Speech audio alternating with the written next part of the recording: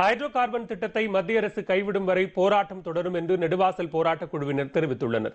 Hydro carbon திட்டத்தை எதிர்த்து புதுக்கோட்டை மாவட்டம் நெடுவாசலில் கடந்த 16 நாட்களாக போராட்டம் நடைபெற்று வருகிறது. இந்த போராட்டத்தில் அப்பகுதியைச் சேர்ந்த 70க்கும் மேற்பட்ட கிராம மக்கள் பங்கேற்றுள்ளனர். முக்கிய அரசியல் கட்சி தலைவர்களும் நெடுவாசல் மக்களுக்கு ஆதரவு தெரிவித்து வருகின்றனர். இந்திய கம்யூனிஸ்ட் கட்சியின் தேசிய செயலாளர் டி ராஜா, மனிதநேய மக்கள் கட்சித் தலைவர் ஜவாஹிருல்லா ஆகியோர் இன்று போராட்டத்தில் பங்கேற்றனர். ஹைட்ரோ கார்பன் திட்டத்திற்கு எதிர்ப்பு தெரிவித்து தீர்மானம் நிறைவேற்றும் வகையில் சிறப்பு சட்டமன்ற கூட்டத்தை கூட்ட வேண்டும் என்று திமுக செயல் தலைவர் மு.க. ஸ்டாலின் வலியுறுத்தியுள்ளார்.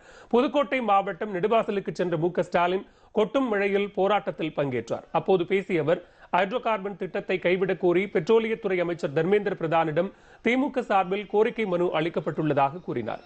மக்களின் போராட்டம் தொடர்ந்து வருவதால் ஹைட்ரோ கார்பன் திட்டத்திற்கு எதிர்ப்பு தெரிவித்து தீர்மானம் நிறைவேற்றும் வகையில் சிறப்பு சட்டமன்றத்தை கூட்ட வேண்டும் என்றும் ஸ்டாலின் வலியுறுத்தினார்.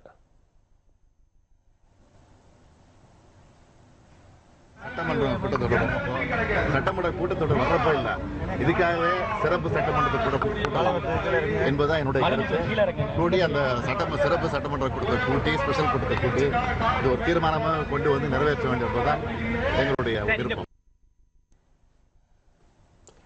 காவிரி டெல்டாவை பாதுகாக்கப்பட்ட விவசாய மண்டலமாக அறிவிக்க வேண்டும் என்று நாடாளுமன்றத்தில் வலியுறுத்துவேன் என பாமக இளைஞரணி தலைவர் அன்புமணி ராமதாஸ் தெரிவித்துள்ளார்.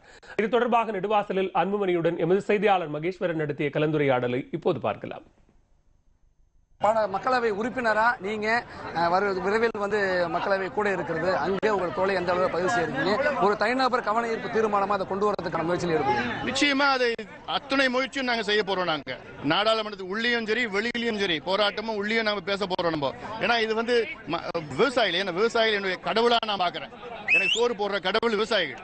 ஆனா அப்படிப்பட்ட விவசாயிகள் பாதிக்கப்பட்டப்போ நிச்சயமா அது விட போறது கிடையாது. ஏன்னா இது ஒரு திட்டம் மட்டும் கிடையாது. இந்த மீத்தேன் கிணறு பாத்தீங்கன்னா 2000 கிணறு போட திட்டமிட்டு இருக்காங்க.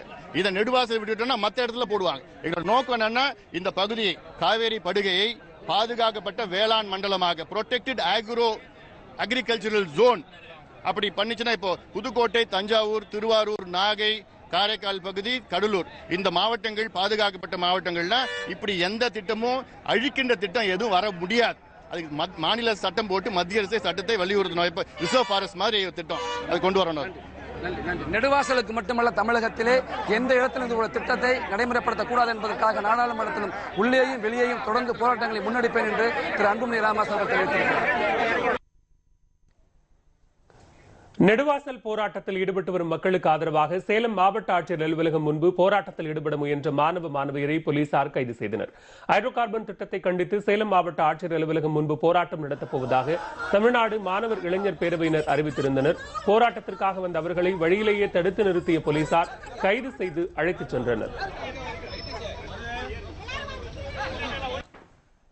தொடர்ந்து மத்திய அரசு தமிழர்கள் மேலே, விவசாயிகள் மேலே தொடர்ந்து இந்த மாதிரி திட்டங்களை திணிச்சு அவங்களோட வாழ்வாதாரத்துக்கு எடுக்கிறாங்க.